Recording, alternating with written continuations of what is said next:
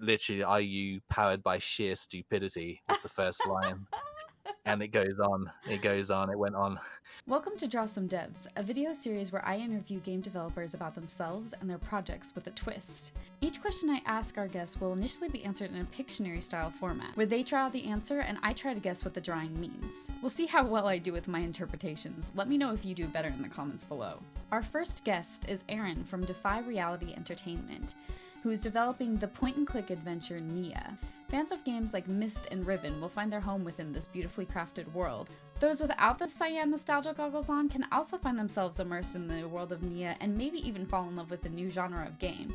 One of the many wonderful things about Nia is that it includes accessibility options which open up the world to players new to the genre. You'll hear more about that as we speak with Aaron about the project, so let's get into it. My name is Aaron Guinair from Defy Reality Entertainment, and I'm working on the first-person point-and-click adventure game Nia, and I have been since 2018. So it's been over 6.5 years now. Started off in Western Australia designing this game, and it's been through one hell of a journey. One of the main focuses for me starting the game was the 3D modeling, the world design, which comes across as probably the most foremost sort of passion. It was the one thing that kind of got me into the project more and more, and it's never left me. Unfortunately, I guess as things went on, there was more kind of engine work that came into it and all sorts of other tasks that came into it. But that's kind of the learning process of making pretty much my first game as well. This is going to be my first release game. I've started little games in the past. They've never really, it was during my teenage years, I was sort of getting into 3D modeling. So it would have been sort of like the 2000s. And back then I had like dial-up internet and didn't have any kind of like YouTube resources like we do now. Crazy. And so I was kind of learning this software called Animator, and that's kind of how I got into 3D modeling and mostly taught myself. And then kind of music took over, so I went into music for a long time throughout most of my 20s in Australia when I moved over there, and performed, singer-songwriter, recorded music, taught music, and then kind of game design came back into it a bit more, and I started Nia and kind of didn't really look back. And so now I live in England, and now looking at finishing the game, and it's gone through so many things. Getting Screen Australia funding for all the live action acting shoots, which really helped for that, and that helped with a lot of the compositing editing side of that. That was also, all of that was filmed in Western Australia as well. It's just built up, and going full time with my publisher Microprose was a big thing in 2021. So that really pushed the game further. It's pretty much where I am now, still full time, finishing Nia, and I'm hoping to be full time after that and be able to work on other projects as well. So that's quite exciting. Let's start into our first question then. What inspired you to pursue game development? I think you kind of touched on that with your stuff here, but So what inspired me to get into game development? Okay. I will start the timer now. Go ahead and go. Awesome.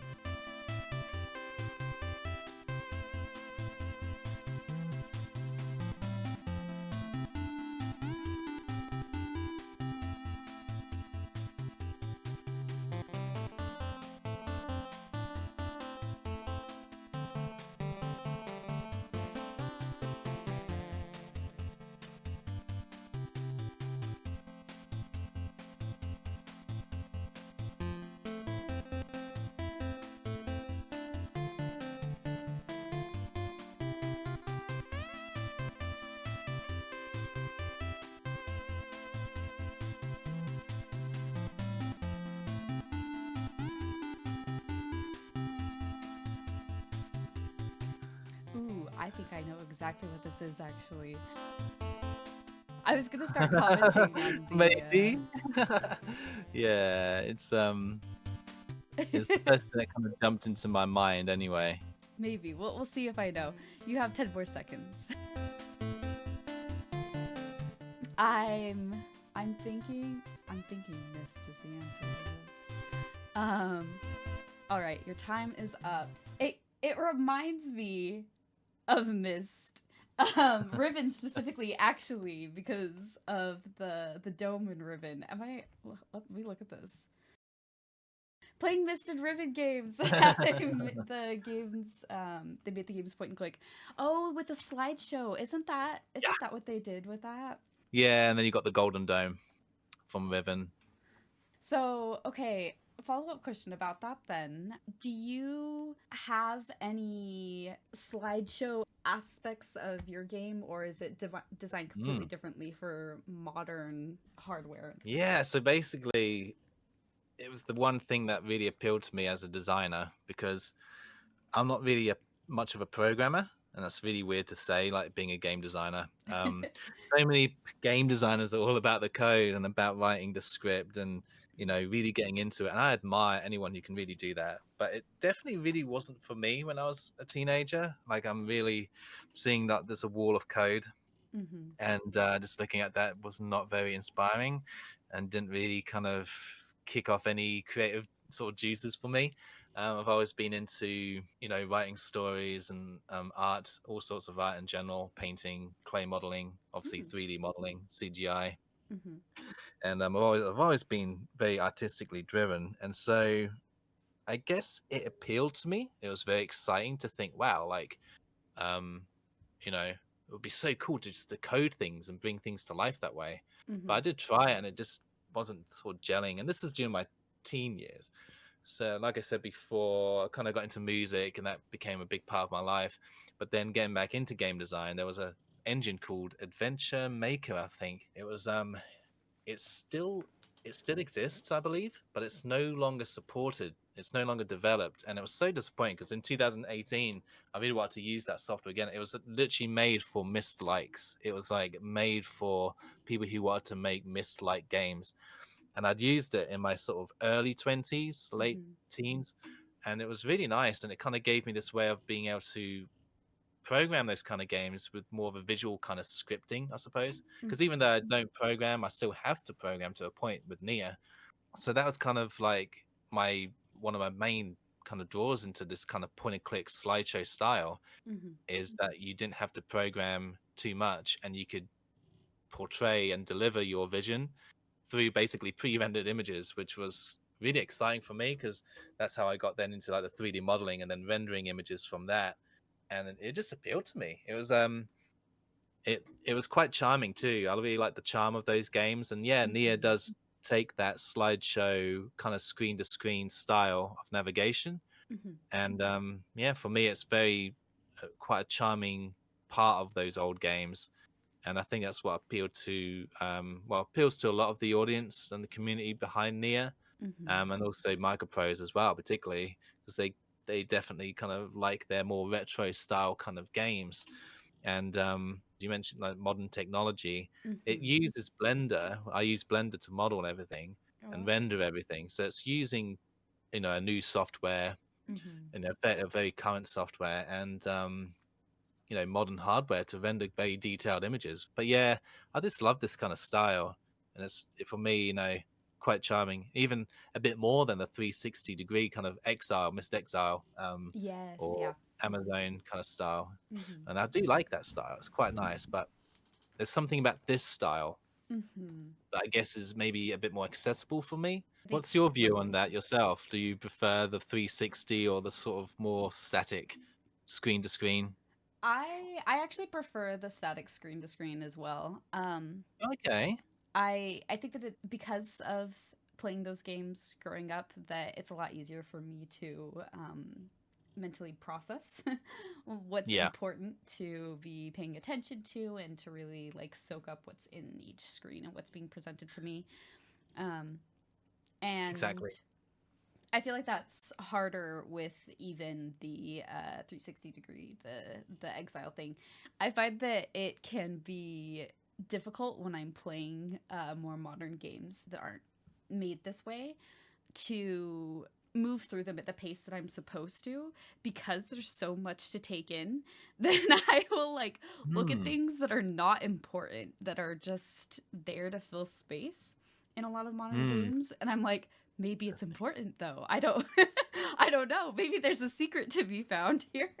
Yeah, you can restrict the environment to how many images to look up or look down. Mhm. mainly just because maybe it just fills out the environment a bit more, or it Mhm. could be something to do with like a clue for the game. Mhm. But it's nice to have kind of a few angles that just fill out the space, but you still can't do every angle. And I Mhm. guess that's kind of nice in a way because you kind of know. It's a bit like with Tomb Raider games, because I'm a Mm. big sort of Tomb Raider fan as well, and the Mhm. original games. And when you're running, you know that she'll be running a certain amount of kind of squares on the grid basically Mm. before she does the running jump to grab something. Mhm. And it's the same with Mist. You kind of know when you're clicking maybe how many clicks you'll do until you get to a door, or Mhm. because there's little patterns you pick up on. Let's go ahead and start into the next question then. Who is your favorite character in anything that you've created or that anybody else has created? Favorite character, hey, in any kind of media. Mhm. Ooh, okay. I'll go for that. You can start drawing now.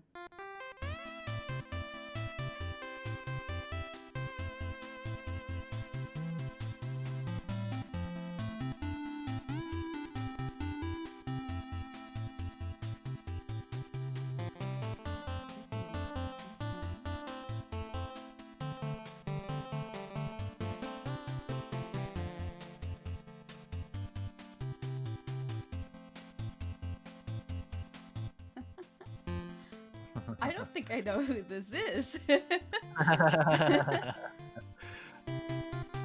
Thinking of the best way to portray her.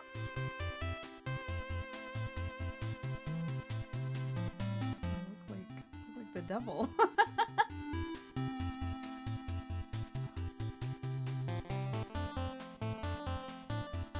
All right, you've got 10 more seconds. That's not too Okay. bad. All right, your Cool. time is up. I don't know. This looks like the Okay. devil, Satan themselves. Let's take a look at who this is. Darkness in Legend by Ridley Scott. I am not familiar with that at all. What Right. what is Yeah. this? What is Darkness in Legend? So you were quite close, really. He basically does play the devil, a demon, basically. Um, and I've got so many characters, to be honest, that it was like, whoa, which one do I choose? Okay, I'll just choose this one. I'm mainly going with a sort of like an artistic kind of perspective, I suppose, and something that's maybe stayed with me Mhm. in some way, even with Nia, because there are kind of depictions of certain things within Nia without spawning anything that Mhm. kind of portray almost devilish kind of things. Um, and even within Nia's demo, you'll be able to sort of see that within the demo space as well. Mhm. Basically, yeah, Darkness is the character from Ridley Scott's film Legend, which was made in the 80s. It Mhm. starred Tom Cruise and it starred Tim Curry, Mm. and I'm a big Tim Curry Interesting. fan. Tim Curry basically portrayed Darkness. He portrayed the devil, Mhm. and he did such an amazing job at playing that character and all the makeup and Mhm. everything. And it had an amazing soundtrack too. There were two different soundtracks. There was the one that I preferred was the Tangerine Dream soundtrack, which was made for the US cut, and it was recorded for a younger audience to try and bring a Interesting. younger audience into watching the film at the time, and it didn't. I don't think it did as well. Jerry Goldsmith, he did the main score, which was more orchestral. Mm. Mhm. And I kind of grew up as a very young kid, um, Mhm.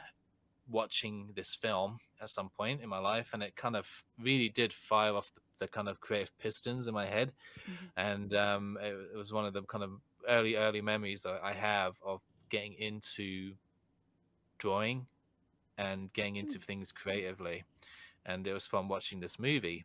And while it's not, it isn't like very well known Mhm. not as much as his films like Blade Runner Yeah. or and stuff like that. It definitely has quite a nostalgic appeal to me.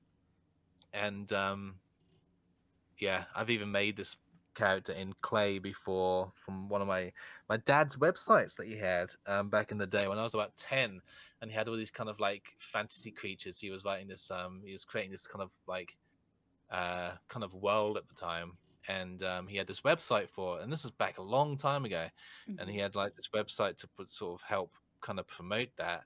and I modeled the characters for this story that he had with clay, and then he would take the pictures and sort of show the characters in different photographs. That's And one really of them cool. was inspired by the devil, Mhm. darkness creature from Legend. So it's kind of stuck with me, I suppose you could say. And also Tim Curry is just amazing. Do you have like more that you'd like to share about like your musical journey and things that you were doing with that Mm. and how that impacted Nia as well? You mean the kind of musical life I was living before getting into Nia, sort of Yes, yeah. throughout my 20s? Yeah. Mhm. So I've kind of always been into writing songs, singing, playing guitar.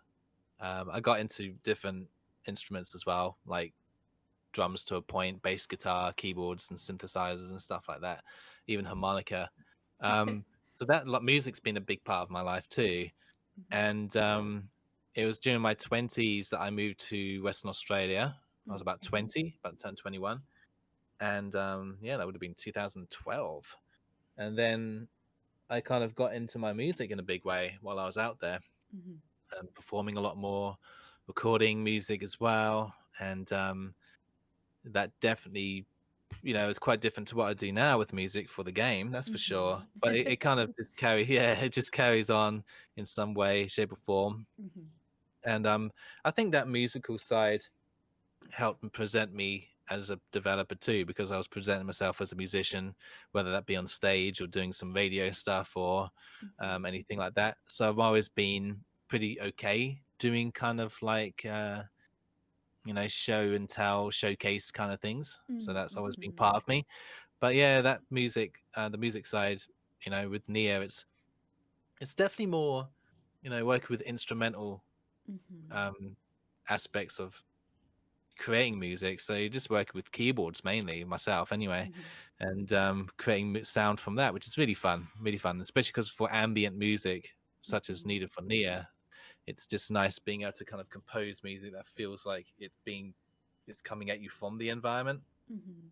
Mhm. Yeah, so that's always fun. Music is a great part of the development, and that was most of Nia's music was recorded from myself anyway in 2023, beginning of sort of 2023, and then Zayden Turner, who's the other composer, has been working on it a lot more recently. Mhm. So it's going to be a good soundtrack for the game, that's for sure. There's going to be I think there's about 62 tracks Oh wow. in total. It's a huge OST because it involves extended versions as well, Oh, and that's then like awesome. in-game versions and then original versions as well. So you get like a blend of some songs having maybe three different kind of versions, which is quite Mhm. cool. Mhm. That's always fun too. I've always loved being on stage performing. Mhm. I'm really, not really acting is something that I've always kind of been interested in, but never really pursued massively. The only Mhm. part I actually do is actually in the game. I play Mason, Oh. so that's I actually sort of do a little cameo in the game. Um, but music, when you're performing, it's it comes from a completely different place Mhm. than how I do what would kind of be more of an introverted way of kind of composing music, like being behind a computer just making a game. Mhm. You're not really in Mhm. the show. You're not in the spotlight in front of loads of people. Let's get into the next question. I'm excited for this question. um, Aha. okay. If the main character in your game was getting arrested, what would it be for? Ah. Interesting one. You can go ahead and start drawing now.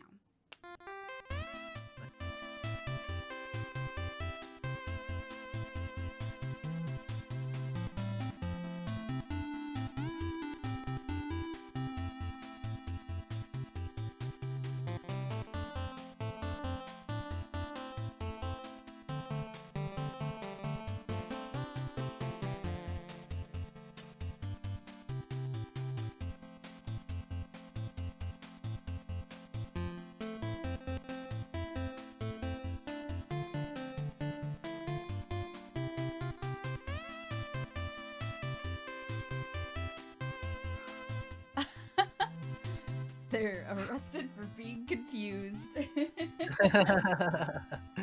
uh, yeah, this relates to something um, this recently, really, in the sort of last week as well.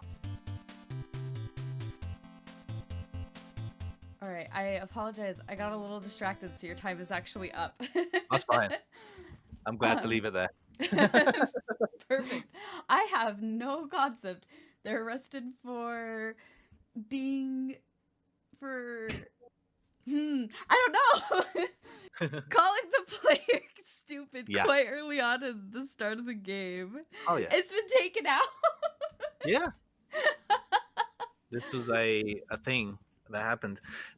So the players would have arrested. I'm sure they would have wanted Nia. Basically, one of the characters arrested. Yeah, from the game. This was an interesting thing because me and my team at the time, Mhm, mainly the writer. I worked alongside Nancy Knott.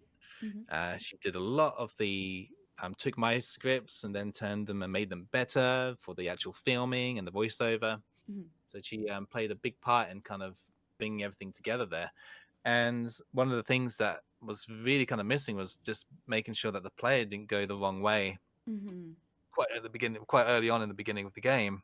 mhm, And so these little blocks were created, a couple of them, mhm, and one of them was like the main character Vermeer, mhm, who sends you to Nia. mhm, Um, he stops the player from going in certain directions. mhm, One particular direction, right at the start when they arrive on Nia, mhm, and it was a way of basically forcing them to kind of turn back and go back on themselves to kind of go more on the route that they're supposed to. mhm. Although forcing is kind of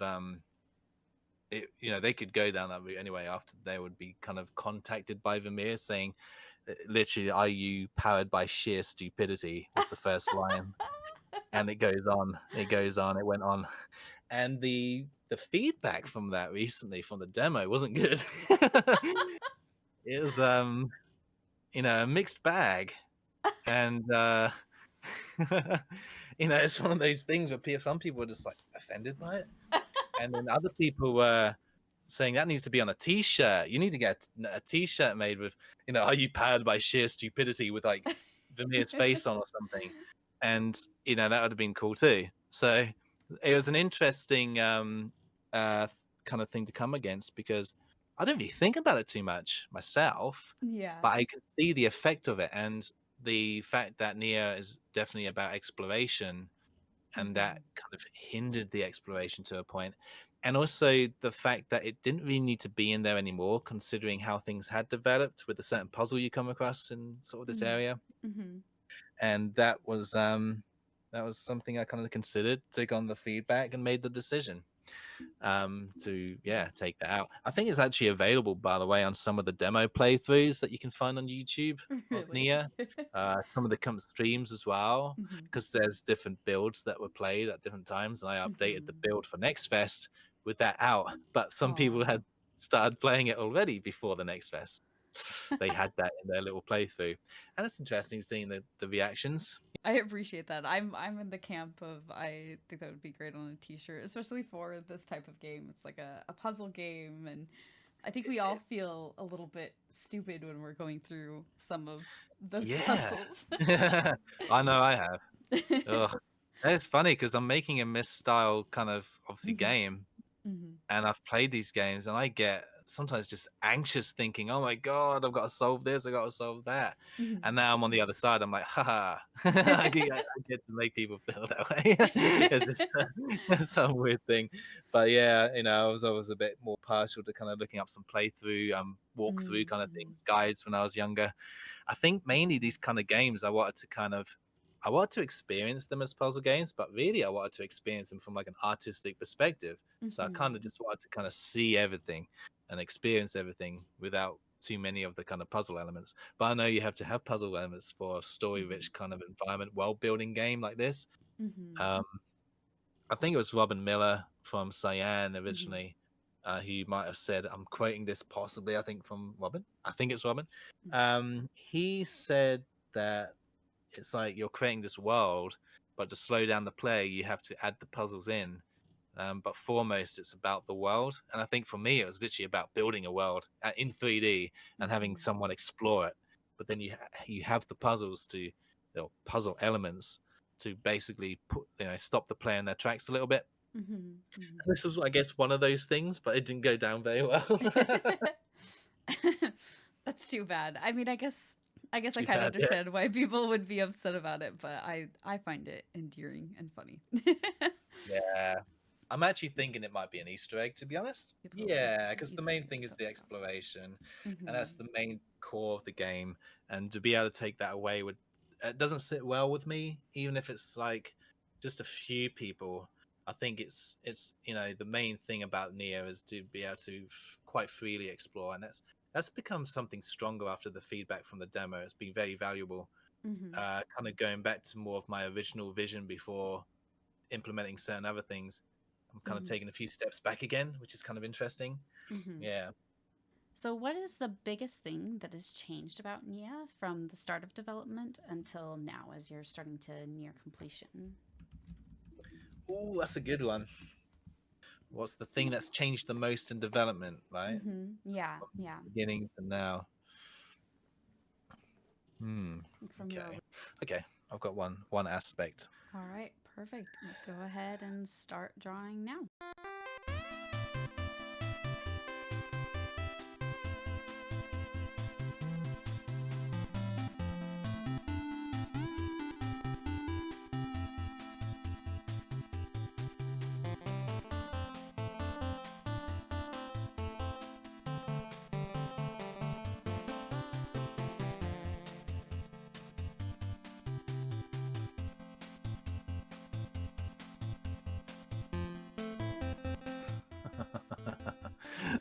This is an interesting way of portraying this. The time it takes to complete it, potentially. Ladders and clocks. All the clocks look different. All the ladders look different. You have 10 seconds left.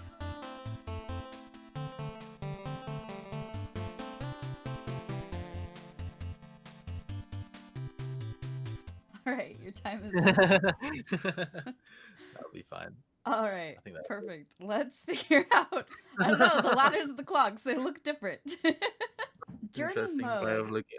Being able to move around the world with FMV, the stairs, the ladders mainly, cut out due to render times, really. Yeah. So that was one of the there's even some YouTube stuff I've got on my channel, Angrenair Game Dev, where I've recorded some of the early journey mode stuff, and it was going to be so cool. It just would have added that extra immersive kind of feel on top of like how you would traverse a point-and-click world, and I thought it'd be like that, give that extra edge, and I think it would still definitely. But yeah, the main thing was the size of the game, how big the world became, and once you've really kind of got into Nia and playing it and finished the game, you all know how much work that would have been, how long it would have taken to render all those sequences, and then on top of that, the computer power to be able to like just render everything, and then obviously the size of the game too. So the optimization for how big the game will be. I think as it is, the demo was fairly big for a demo size, because I really wanted to get the demo out for Steam Next Fest, and because of the sort of how close we were to releasing the game too, it really needed to sort of hit this one, and we needed to hit it, and I'm so glad we did. But it wasn't completely fully optimized to how it could have been cut down a little bit more, mainly because in the demo I kind of block off certain areas saying not available in the demo. And yeah, it could have re-rendered things and taken them out completely, but that would have taken even more time. So it was a nice kind of compromise. Just having these FMVs would have been quite cool, mainly at ladders, going up and down them, or going up and down stairwells, that kind of thing. Even the sound effects were created for them. I recorded myself kind of going up and down wooden stairs down by the beach close to where I live here in England. My mate, I think I've got some recordings of that on my YouTube of my mate recording me, and just like with Movo, my little recording buddy. You do go on crafts and you kind of operate different kind of vehicles within Nier, so they're Mhm. kind of different. They're recorded from a first person perspective, like you're actually in them. So that's slightly Mhm. different to what journey mode would have been. There would have been separate sequences. But then I thought well, it was kind of cool just sticking with the point and click because it then feels like it is really a point and click game. Let's just, if we're going to go point and click, let's just go full on point and click.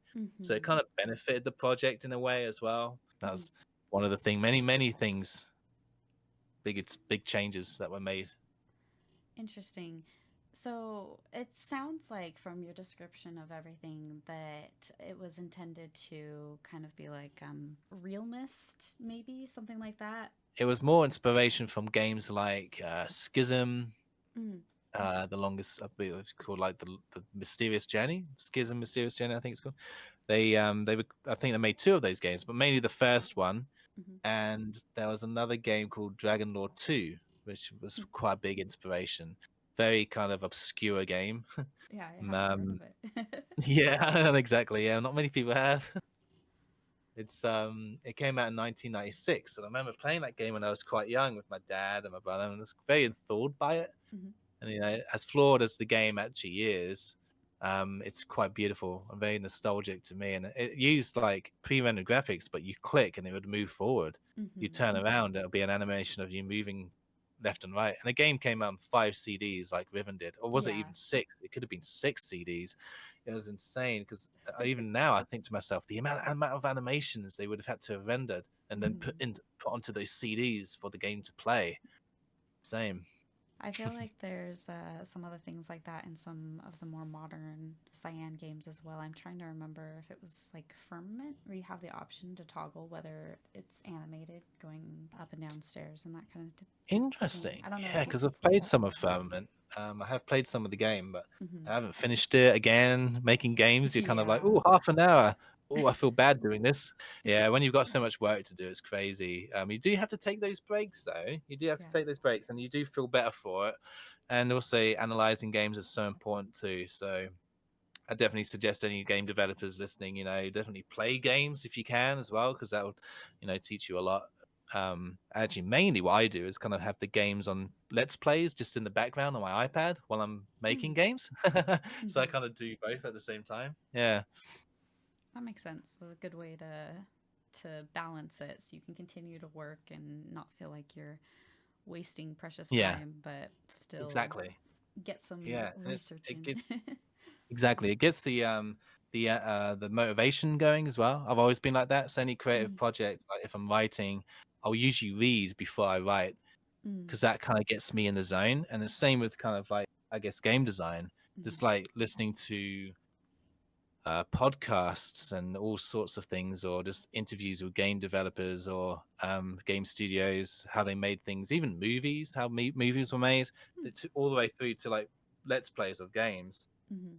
It really kind of gets you in the zone.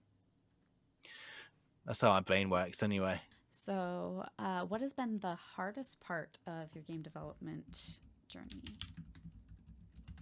Ooh, there's so many challenges, and they could be technical challenges, creative challenges, all sorts of things. I'm trying to think of one that would be really good to get into. Or the easiest to Hmm. draw? Yeah, that too. That too. Okay, I think I've got one that's coming into mind. Again, there's so many, so I'm gonna go with the one that's kind of coming into my head right now. Okay, All right, perfect. Go ahead and start drawing now.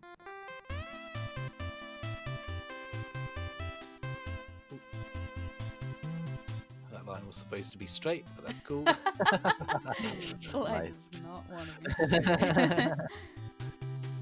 Okay.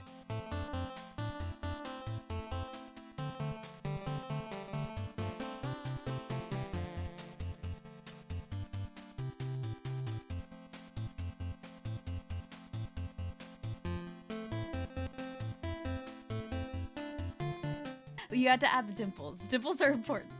Exactly right. And then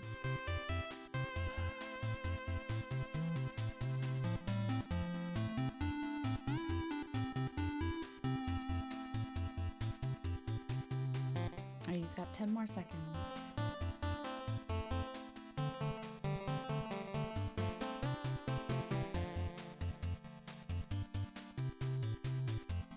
All right, your time is up. Awesome. Okay, let's take a look at this. Seems This like really makes you think. I must admit, this, yeah, it's a cool way of kind of like portraying questions in an interview. That's for sure. My final guess for this is probably like the, I don't know, the version controller maybe, like how keeping track of changes over time. Hmm.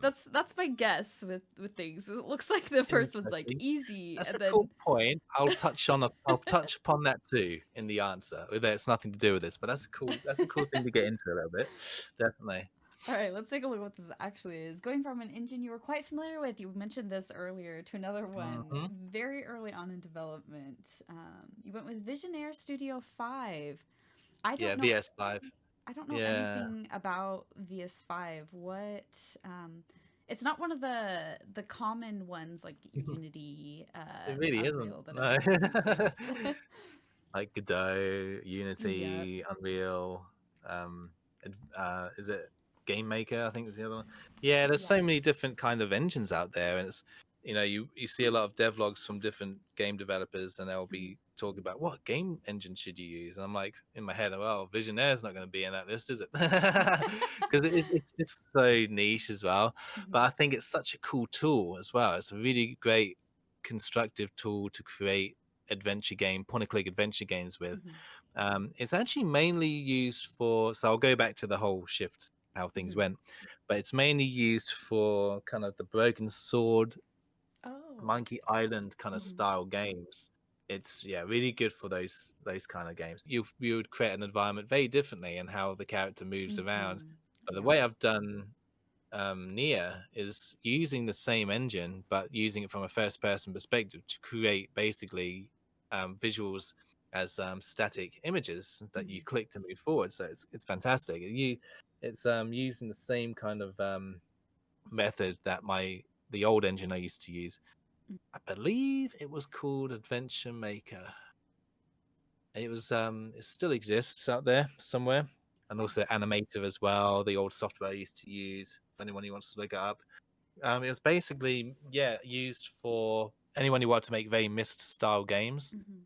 and it was my first introduction to an engine really that I Mhm. felt like quite comfortable with.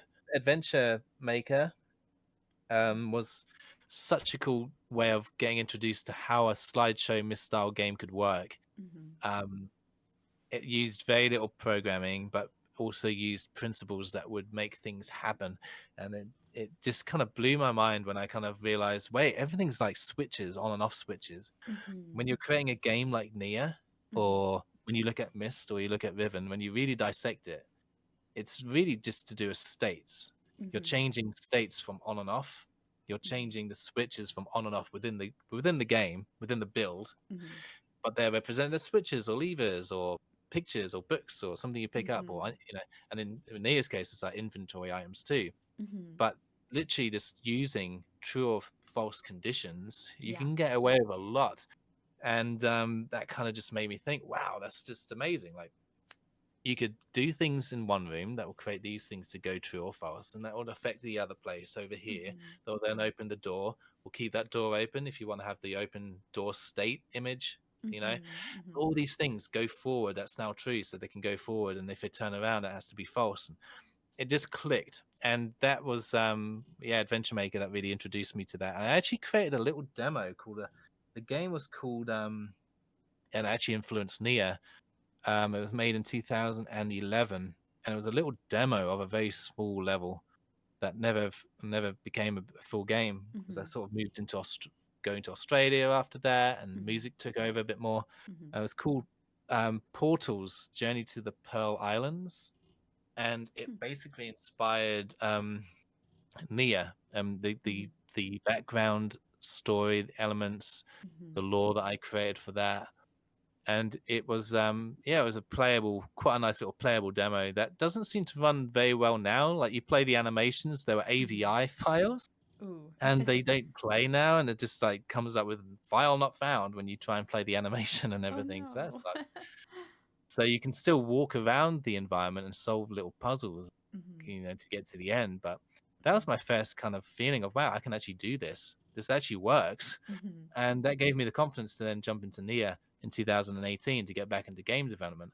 So I was like, yeah, I'll use this engine again. Mhm. And I sort of messed around with it, but then found out, I can't remember how, maybe from other developers or something Mhm. on the internet, or maybe from my own experimenting with the engine, that it just wasn't supported anymore. It wasn't Mhm. being developed anymore. So I was just, Mhm. mate, like, what do I do now? Because I didn't know any other engines or anything like that. Mhm. And I had another developer who used and maybe still uses Visionaire. I think he's moved on to more of like Unity now, called Simon Mesnard. Mm. Um, and he really helped me. He introduced me to Visionaire Studio 5. And, that was a big leap because that's not in my comfort zone. So I chose this because it was a bit of a challenge. Mhm. It was a challenge to kind of jump from one engine to the other. But, I think if you've got a passion behind anything, you'll pretty much do quite well in learning Yeah. how something To should push work. through it. And it didn't take too long to kind of pick up Visionaire Studio 5 and go with that. And then I guess with the animator as well, Mhm. moving on to Blender, that was a big Mhm. leap. But Mhm. after seeing the effects in Blender and how ray traced and beautiful the graphics were from the Mhm. Cycles rendering engine, it was fantastic. It was just like, oh wow. Mhm. It actually looked like Riven in a lot of ways. This the shade, the tone of everything, and just Mhm. from a little experiment I did with no textures. It was just like models that had no textures, this white models Mhm. with like sun coming down from an HDR sky map. Mhm. And I was just like, wow, that looks so nice. And that's what, yeah, gave me the confidence to push more with Blender and learn that. And it didn't take very long. And uh, I guess what you mentioned with keeping track of things, Mhm. that can be a big challenge because you have to make sure that you're with a world the size of Nia, you're keeping track of all the locations, Yeah. what is in those locations, what inventory items might you find in each location. And I literally create backstory for each place, like, Mhm. and that then has to change over time if you change it within the Blender, because once you've created a game design document, Mhm. a GDD, that will change usually within the program that you're using, as Blender or Visionaire. You'll be Mhm. altering things all the time. It's Mhm. good to update those documents too. Mhm. So and one of the big things I'm doing now is location by location work for Nia. So it's basically checking everything's running smoothly in all elements, departments of the game. Mhm. Animation, sound, music, Mhm. all the clicks are fine, everything's working. Any bugs, any puzzle bugs, not just Mhm. the actual bugs within puzzles that are being solved, but making sure that the transitions are working, all the cursors are working where they should be.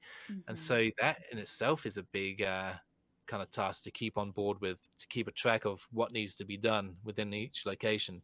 So I Mhm. write everything down in Word documents basically. Mhm. And yeah, there's a lot of documentation involved. Do you think that there's other ways to keep track of things other than Word, or do you just find Word the most like comfortable and easiest to use? Yeah, I think it's just for me kind of just the easiest to use, really. Mhm. I think there are definitely other ways of doing it, but just to be able to get like Word documents, being able to put everything in to folders and keeping those documents together, it Mhm. just makes sense just to be able to go to the main to-do list, or Mhm. um, Glorfiak Mines location work, which Mhm. is one of the locations in the demo. And Mhm. just keeping everything organized is very important as well. Mhm. But sometimes I think I rename things, sometimes the craziest titles, just to get things done, because Yeah. no one else is really going to be looking at this stuff except me. Yeah. But then I have been working with other people now and again with certain things with microprose. They'll Mhm. open up files and stuff like that, or I'll Mhm. showcase some Visionaire work to a guy who works with Visionaire, Mhm. Lee Clark, for example. Mhm. He's in the credits for the game. Mhm. You see them in the demo as well, but Mhm. he's helped out with a lot of the programming stuff. And Mhm. he'll see something that I've programmed that I've Mhm. got, or just something that's laid out in Visionaire. He's like, whoa! You know, why would you call it that for? Like, why? And it's like playing in his head. So I definitely have my own way of doing things. That's for sure. Hey, as long as you cross that finish line, whatever Exactly. works, right? Exactly right. I think that's a great way of putting it. The way I look at it is that if you've got your way of doing things that makes, you know, that do get things done, that do work, Mhm, then, you know, you just, yeah, just go with it. I mean, there's obviously room for improvement to be able to make mhm, things maybe quicker for yourself and faster for yourself. That's for sure. But sometimes the learning part of learning so much stuff hinders the creation part, the mhm, actual generation of result. mhm, Because while you're learning things, that's creating results in itself. But mhm, for me, it's always just been about I just want to get this vision out there, you mhm, know, and that's with the Visionaire, for example, perfect kind of tool just to be able to do that fairly easily. I think mhm, compared to some engines, it's fairly easy to use and very because it's all pre-rendered and everything. It won't take much memory or video card power, mhm. you know, like an Unreal game or an Unreal Engine Yeah. 5 with all the stuff that just really, you know, beefy computers or some most of the time. I think you can get away with games now running on sort of 16 gigabytes of RAM, I suppose. Mhm, mhm, But to get those epic settings and all that kind of stuff, well, Nia kind of has what it has. It's all done for you. So it's mhm, obviously rendered as beautifully as can be, mhm, and it's like you don't have to worry about any of the computer to kind of take care of all that rendering for you. It's done for you. So that's kind of one of the benefits, I guess, of a game like mhm, this. It's very accessible, and I think most machines, well, there's a lot of testing that still needs to be done. mhm. Especially from the demo response, it's there's one comment I think on YouTube. I just like plugged it up and away to go on a very kind of low spec machine. And I'm really shocked. That's awesome. It's nice to have something that's accessible and more people can play it, and especially I think with like the genre of game that it is. There's a lot of nostalgia probably behind a lot of people that are going to be interested in it. They may not always have the most up to date machines. I know a lot of us. I'm excited for the game, of course. Um, we're very much in like the retro spheres and don't need 50 series graphics cards and that kind of thing. So I think it's great that it'll be something that can run on older machines too.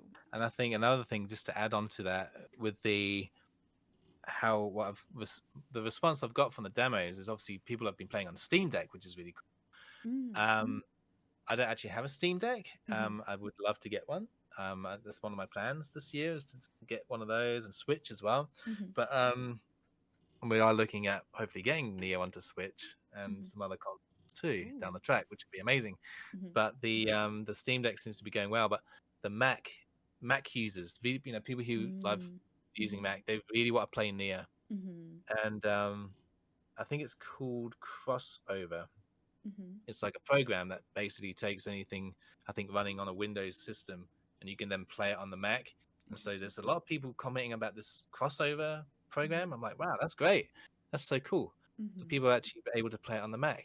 And then there's another one for Linux called Proton, Mm. which Mhm. is enabling people to use it on the Linux systems without any true big ports, you know, happening. Yeah. It's nice that that's happening right now. How do you feel about games being labeled as clones, such as misclones? Okay. Like, is it frustrating for you to maybe be put into this like misclone box? Yeah, that's interesting. That's interesting. I'm trying to think of how I can sort of portray that visually as well. Um, that's quite cool. You can go ahead and start drawing now.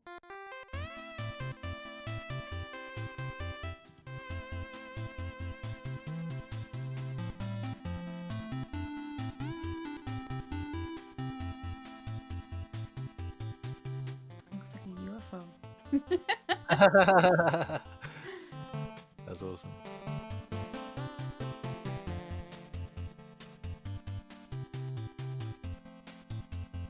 Oh, gonna look like a face, but it's not supposed to be a face. It does look Just like a realized as I was face. doing it. Have you seen South Huh? Park? It reminds me of the Yeah. comedians. I love that.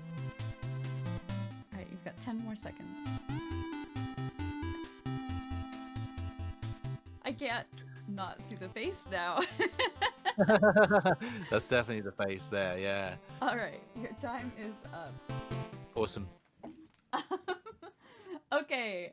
The key to a UFO is going from a Canadian to I have no idea. I have no concept. I can see that the answer is really, really long, so I feel like it might be difficult to draw out the answer to this. Yeah.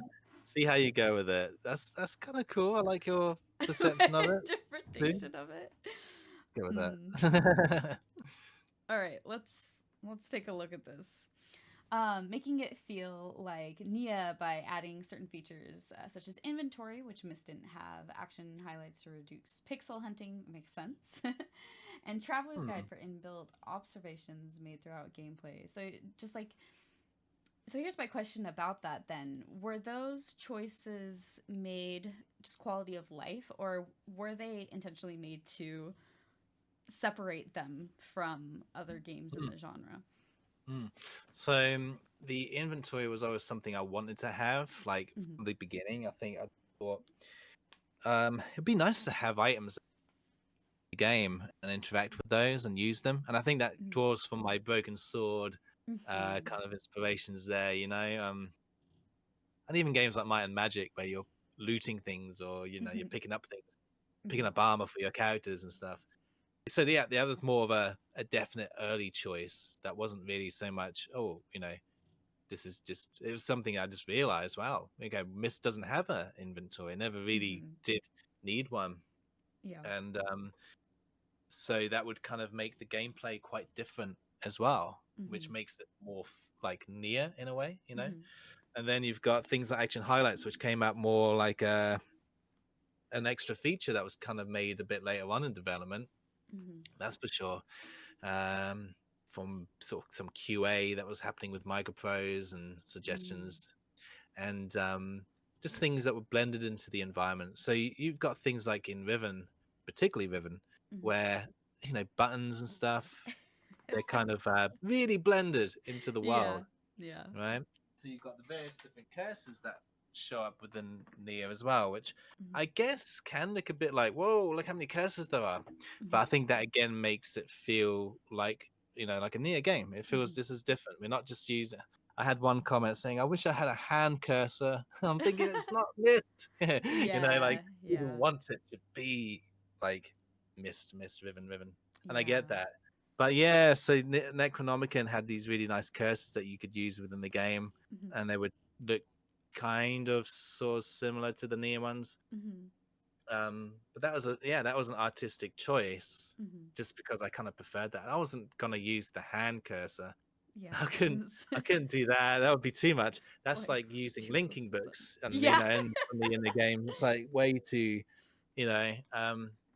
so even though I'm inspired by those games with the aesthetic choices to a point, I think Nier does have its unique kind of flavors though and palettes, because you can see some of the more modern alien look to it, and I think that changed. It became a bit more alien as the development went on. It became more alien looking and more sci-fi in its way in certain elements. So that was nice. I'm glad I did that, to be honest.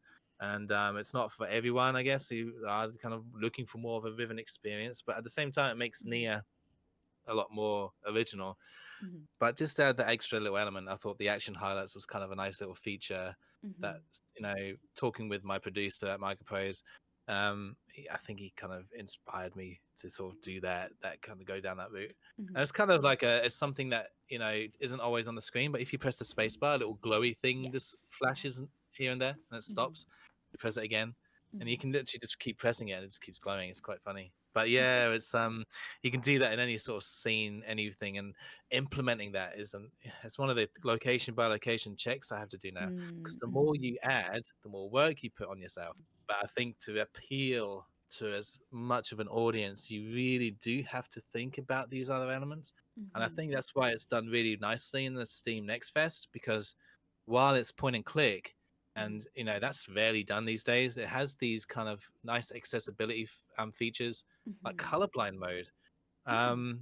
which is kind of going to be probably called something like color assist, Mm-hmm. because the thing is, people have been using this mode, Mm-hmm.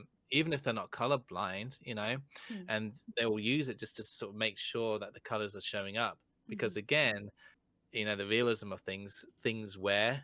Mm-hmm. I like that in the environments, the wear and tear of things, the weathered look, the Mm-hmm. desaturation is the key Mm-hmm. thing behind Nia's artwork, desaturated colors. And so I don't like, it'd be kind of random if it was just a really big, nice, vibrant red for no reason, just because to make sure the players notice it's there. It's like, ugh, Yeah. gamey, Yeah. game world thing. And so I think, for me, it was always about the world. And okay, let's add some game features. Let's add the action highlights. Let's make, the cursor change. So you have that separation, I guess, from the world, but it makes it feel like, and I think that's cool to add. And the last one was the Traveler's Guide. So that was a cool thing that was really needed. And I know that the Riven remake, I'm not too sure if you've played the I remakes or have. anything. Yeah. Yeah.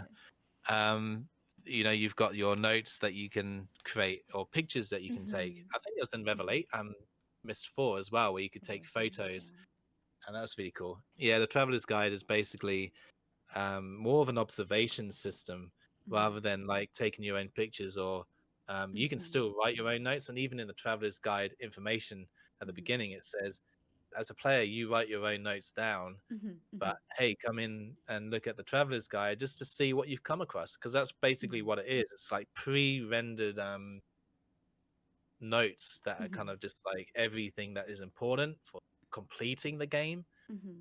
But yeah, the Traveler's Guide is quite a useful little thing because you don't have to use it, but it just gives you like even clickable text to show you where you've been, where you saw that observation show up.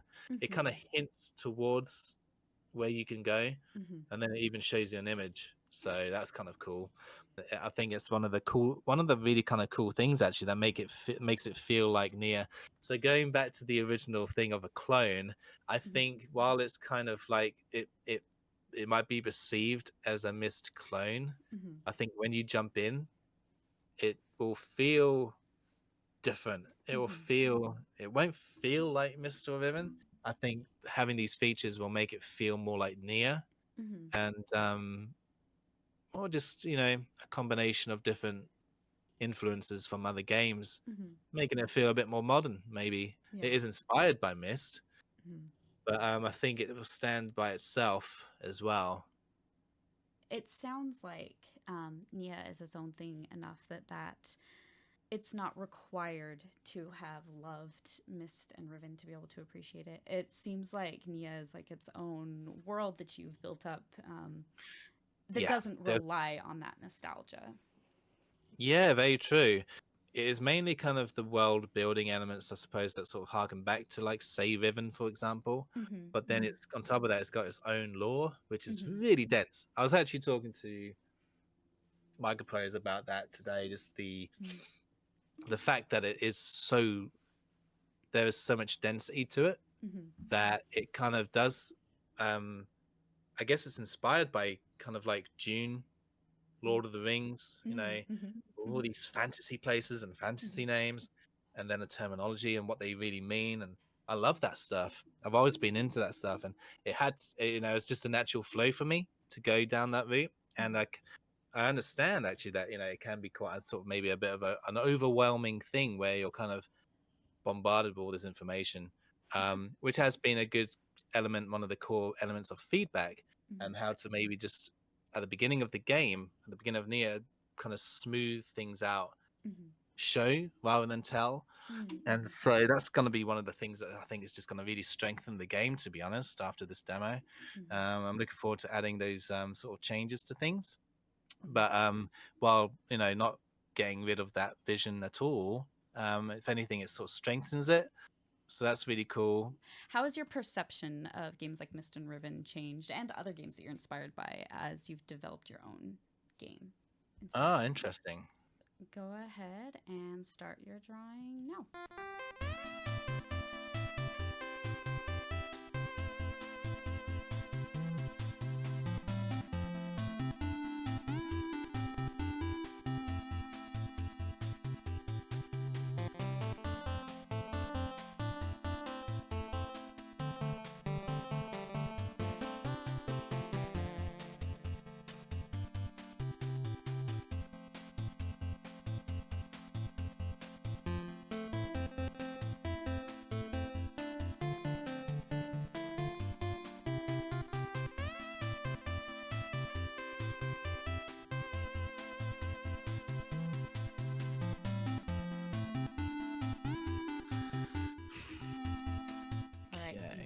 10 more seconds.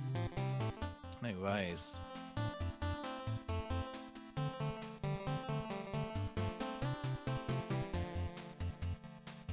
All right, and your time is up.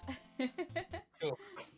I kind of feel like maybe it's you're surprised at like how long it would have taken them to create things potentially from this last little bit. The first part I have no Interesting. idea. It looks Mhm. like a mountain and a notebook with way too big of a spine, like the little spirals. Ah. Let's take a look at this. Renders, how everything can be flawed and there's errors and states, but then realizing how hard it is to keep up everything and polish everything. I bet. Oh, so this is an interesting one. So if I'm playing Ribbon when I was a kid Mm-hmm. with my dad, or Mm-hmm. and as a teenager when I finally sort of finished it, Mm-hmm. and then got inspired from that to then take on game development actually from pretty much completing Ribbon, which I didn't, by the way, complete just by myself. I did go into a bit of a walkthrough, to be honest. I was just too eager to finish up and see what everything was about. You don't really notice the things that could have been polished a bit more. And it's really interesting how, I saw things and people would bring things up within Riven, like, oh, there were no textures on these models. And so, for example, this mountain here, you might see it in any kind of game where the texture is slightly stretched. The Yeah. texture might be stretched on the model. It might be kind of warped in a funny way. There are a lot of models. There are a lot of things to kind of keep track of in a big world. And you can save them quite quickly without having to render things in Photoshop, which I've done multiple times for Nia. But then obviously on top of that, you've got things like in Jungle Island, you've got the gate that has the white hinges. And you wouldn't notice these things really unless you've got maybe an eye for detail where you're looking for them yourself, or if you're, you know, a modeler, maybe 3D modeling, or an artist, or understand how textures work or anything like that. And that kind of makes me think, okay, well, ooh, if that's the case, maybe I can get away with this. You don't really want people to notice things, but Yeah. on general, people are more absorbed. And the great thing about Nier is it has so much detail anyway. It's a bit harder to find those little, because the thing is, when you start making errors and renders and you've got a lot to do, or animations particularly, that sucks, because if you've got a sequence of 100 frames you've rendered, and each one's taking like 40 minutes to render, and you realize, oh, I've made a big mistake there, that's in the entire animation, that's going to be harder to fix. So you do have to be careful with those kind of things. But when it comes to stills, Photoshop is great for just being able to sort of help kind of fix things within the textures, or take away models. I've had things where I've had plants floating in the air. Oh no. Yeah, when I've somehow rendered things and there's like a plant that wasn't completely in the ground, Yeah. or I've had like a wooden, like a support beam of something that isn't completely in the ground, Yeah. and things like that. And you can just kind of fix them up in Photoshop, which is really nice. And I didn't really start doing that until a bit later on, but then I've got certain things within the demo where there's a little lever that you come across, and the polygons change within the lever animation, because it's like Riven, it's Yeah. it's like a little cropped animation Yeah. that's put on top of the image, so it saves the file size. You got the nice little crop of just the render of the rendered lever, and then you put that on top of the image, and it fits nicely on there. And sometimes you have that little, not so much in Nia, but in Riven you have that compression quality change, which is so, Yes. you know, so cute, where you had like the nice rendered image, then you pull the lever and it's like, and Yeah. suddenly the screen just fuzzes up, because that's like a crop that's been put over the top, and it's been compressed to save to reduce the file size. And it has, in some way, it's kind of done like that with Nia. You will see that to a point, but it does cut down the file size, especially for like animation sequences. And that comes under the what I mentioned earlier with Visionaire. It uses MKV video files and WebP files. If you have an animation sequence of WebP files, you can actually operate the mouse and move around and click anywhere whilst the animation is playing. But if it's MKV, you don't have control over the mouse. So things like water animations, leaf animations, you can't, I think the animation sequences work so much better. So that's when the crops come in. And for water animations, they're masks. So they're masked Makes animations sense. pulled out from the images and put over the top, and then you've got the creature animations, which are actual videos, because you don't really need the mouse. It's kind of working with the engine as well, then looking at the optimization, and then it's just the time it takes to fix things. You've got to compromise certain things to be able to continue work on other things, and eventually the game has to come out. Yeah. And so you can't. It's always going to have. And that's what my realization was. It's like I was playing the game thinking, why didn't they fix this in this game? Why didn't they fix this? How could they have done this? But then I'm thinking now, wow, this is how long it actually takes to do things. But I think, from the perspective of looking at the demo compared to the entirety of the game, you'll soon realize, oh, okay, wow, I see why that would have taken you an extra year to fix those things, and so you have to be, you do have to, as a solo developer too, Yeah. pretty much a solo developer. Like, I've had a team, I have had a little team behind me that have helped with 3D models for the creature animations. They've rigged them with microprose, they've animated them, the filming, the FMV, in Australia, the Australia team. But the main bulk of getting things done, like the world, for example, the general game development, that's all down on me. So I just have to compromise certain things. So I guess that's the perception changes of those games, because as a developer, you kind of see why they did things the way they did. Let's do this last question here. What do you wish more people knew about Nia? Okay. This will be our final question.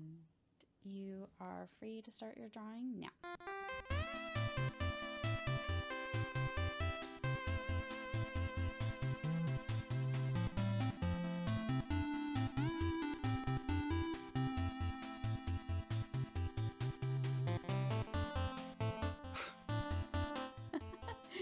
Get more eyes on the game. This is my interpretation. Just want more people to know about it holistically, maybe. Yeah.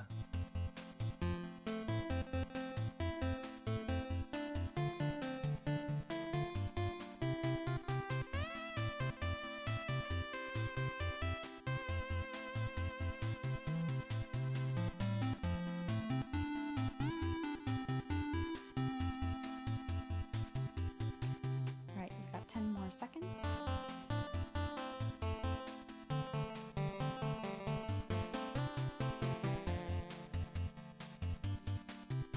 All right, and your time is up. That's my final answer. You just wish more people knew about it holistically, just that it exists and what cool things it has to offer. Revelation in the bigger picture of what's to come, the depth of the world they're in, that'll come with time exploration. Yeah, it's going to be a much bigger experience than people are probably expecting. I've kind of gotten that vibe from what you've been saying throughout this interview as well. So yeah, I think it comes back to like how I explained, like being able to make sure that things are paced at a point where you are kind of playing the game, but then slowly learning things until you kind of piece together things more. That is one of the big kind of things that I just love about having created Nier, is like the depth of everything, the lore behind things, and the characters, and so many things. And I think just being able to see things, but then after seeing the world after a good while, you then see more of the world from different angles, and then being like, whoa, this is like so much. But then it's also kind of, some people like that, and then being kind of like thrown into like a whole universe and learning things.